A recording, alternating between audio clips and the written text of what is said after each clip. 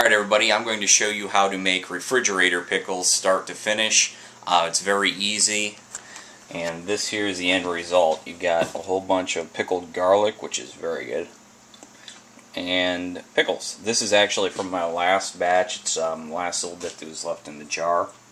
So I'm just putting that in a little bowl for now, and I'm going to stick that in the refrigerator. Alright, on to the ingredients you're going to need and the equipment. Basically, for equipment, you're going to need a 1-gallon jar and a big pot. That's it for equipment, and a knife, probably. What else you're going to need for ingredients is pickling salt, dill. I got this fresh from my garden. Garlic, about 5 cloves, probably. And it doesn't really matter how much you use. Probably minimum of 3, maximum of however much you want. You can never have too much garlic. Got these mini cucumbers from Sam's Club. I saw them for $3. Decided to see what they do. Got these from a local market. You're also going to need vinegar, and that's about it. So, get to it. First thing you're going to need to do is take the pickles you're using and scrub them clean. You got to make sure all the dirt is off of them. That and pesticides if you're buying them from the store. I'm not really too concerned about these. At least not the ones I got from Sam's Club, but the ones I got from Sam's Club, you got to make sure you get all the pesticides off. So scrub them down real good, and then set them off to the side. Alright, so we've got all the cucumbers cleaned and ready to go. Got the jar sterilized. So let's go ahead and prepare these cucumbers. All I'm going to do with these little ones is jab some holes in them, make sure that the brine is able to seep in. There's probably too many holes, but you get the idea. You can also use a fork to do that. It doesn't really matter. I'm just using a knife. So I'm going to chuck those in the jar whole. I'm going to do those first, but I'm going to also show you what to do with these. You don't have to do this, but this is what I do. I go ahead and chop the ends off. Not really sure why I do that, it's just what I do. So I'll cut it in half and quarter it. Oops. So I'll take that, toss it into the jar, and repeat until your jar is full. Okay, so we have ourselves a jar full of cucumbers now. So it's time to start working on the brine. So first up is the garlic. Now, this is usually a pretty messy operation, but don't mince the garlic or anything. I'll show you what you got to do. Just break it into cloves, just like that. Toss away this thing. Take the individual pieces of garlic and slice them in half. That's it. Now, don't remove the skin. The skin's got a good taste in itself. It adds to the flavor. Just toss it in your pot. So just go along, slicing up your garlic, not your fingers hopefully, and toss it in the pot until you got 3 to 5 cloves of garlic in there. The more the better, actually. There you go. Alright, so I've got the garlic and dill in there. All I did with the dill is mince it up.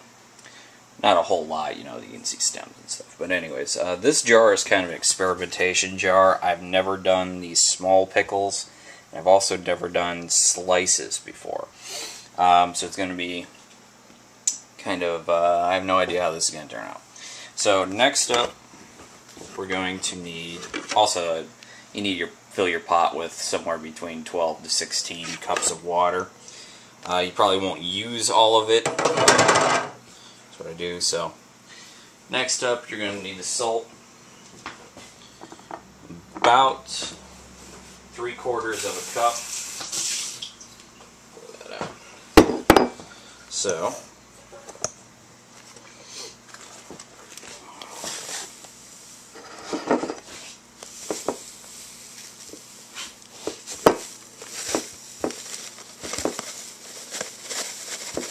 go ahead and pour that out. This is actually what preserves it when it comes to barrel pickles, which is what we're making.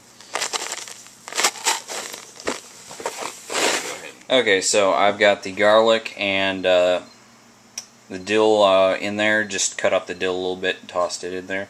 There's a spider hanging over my pot.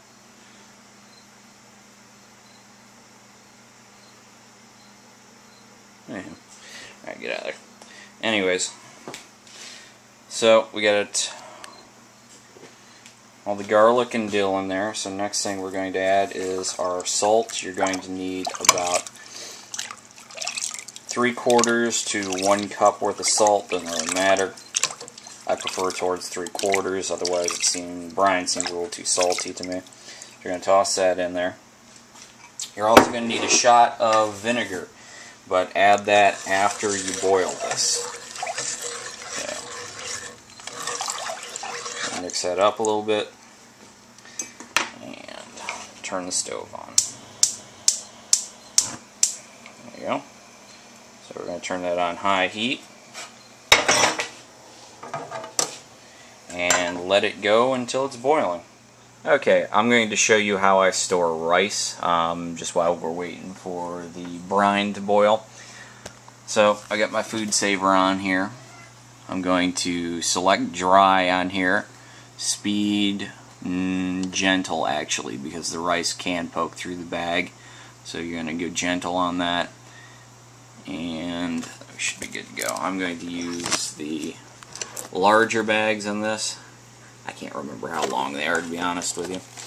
We're just going to pull that out, cut it off, stick it in the food saver. You stop and seal it. You're just going to want to seal one end. The other end is open.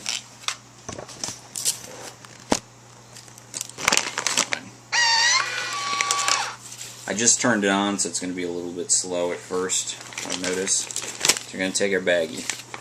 We're going to take our rice.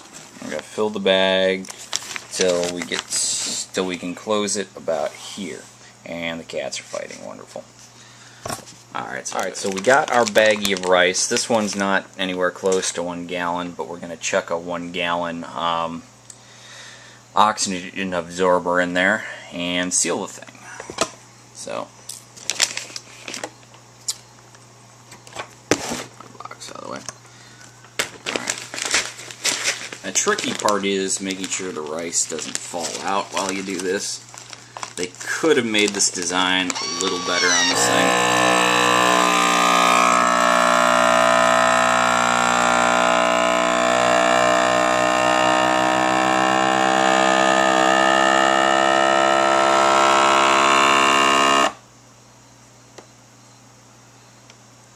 It should seal up just fine.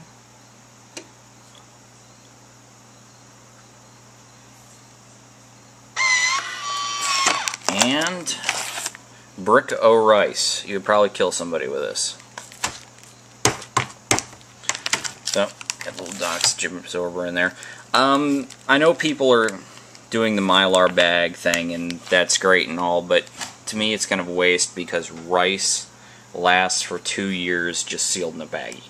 So the oxygen absorber, you got everything you need. What I do recommend though is weevils are just kind of a way of life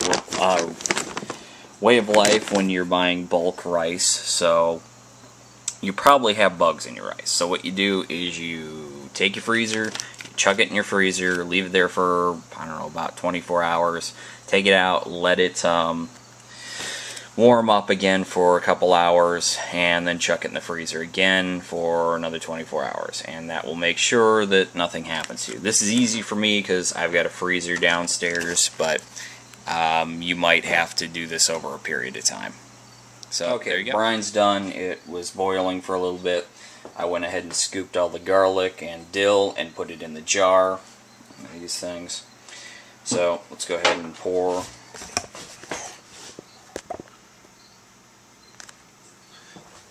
stuff. Usually I do this over the sink, but I'm not going to today, so.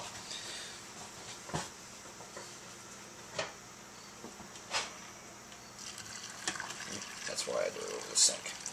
Alright, I already started pouring this stuff in there, but unfortunately my camera died halfway through, so finish it up. So I've already added my shot of garlic, which was in the film I was making, and I've already spooned out all the garlic and dill that's in there. Now I'm just pouring the brine over everything. There we go. I usually leave more headspace than that, but I've got so much crap in there this time, I'm just going to kind of top it off. Now what usually happens is I will let this thing sit for a little while with the top on. Make sure there's nothing on the top. And it will actually seal usually, and that is boiling hot. Because as this cools, it contracts and it will pop the top. Right, now my camera filled up, so let's start this again. Like I was saying, these will be good about 48 hours after you've made them, but I really suggest, especially if your top is popped, which it probably will be, just to leave this in your fridge for about a week, because that's when they start getting good. So what you're going to do is just leave them out here until they cool down, otherwise you'll be wasting energy with your refrigerator. And if the top pops, leave them in there for a week. They should be good about then. So there you go, that's how you make pickles, at least refrigerator pickles. I also need to throw a shout out to Pastor George, because he actually gave me the recipe how to do this. Usually I just made the type of pickles that you actually jar. This is probably my 4th time making refrigerator pickles, and they're good. Like I said, this is kind of an experimentation batch, because usually I just do the spears, but I've got the whole cucumbers and the slices in there now. So see how it turns out.